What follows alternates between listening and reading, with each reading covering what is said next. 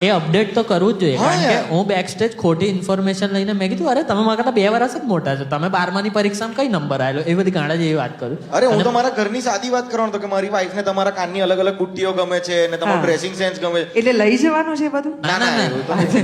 ક્યાંથી લીધું એ પછી બેક સ્ટેજ પૂછી છે એમ. ઈ સાસરી કેવી રીતે? ના એ સાચે મને હું પૂછું ને કે આ વખતે તારે શું પહેર્યું છે આપણે અહીંયા જઈ આ પ્રેમિયરમાં તો એ હા. તમારું ઇન્સ્ટાગ્રામ ઓપન કરે ઓ હા અને પછી કે જો મને આ બુટ્ટીની સાથે આ ડ્રેસ મેચ કરવો છે મેં કહું પણ એ બંને સેમ વ્યક્તિનું છે હા તો તું ફોન કરીને પૂછ ક્યાંથી લાયા મેં કહું એવું પૂછું ફોન કરીને કેવું લાગે ના પણ આવું હોય છે ઘણી વખત મારી સાથે પણ એવું થાય છે કે admiration તારી સાથે એવું થાય છે ના, તમે બુટ્ટી પે અલા, આખી વાતો બતો તો તમે અચ્છા sorry.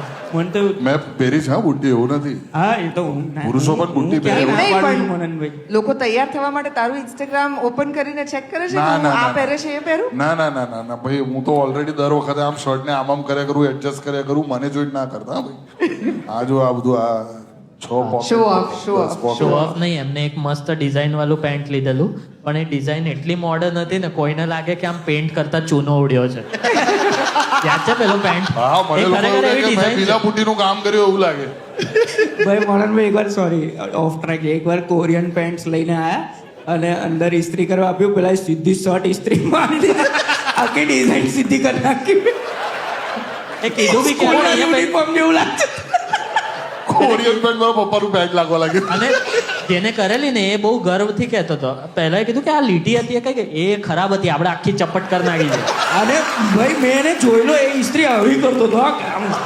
આજે તો કાં તો કરચલી કાં તો હું એવું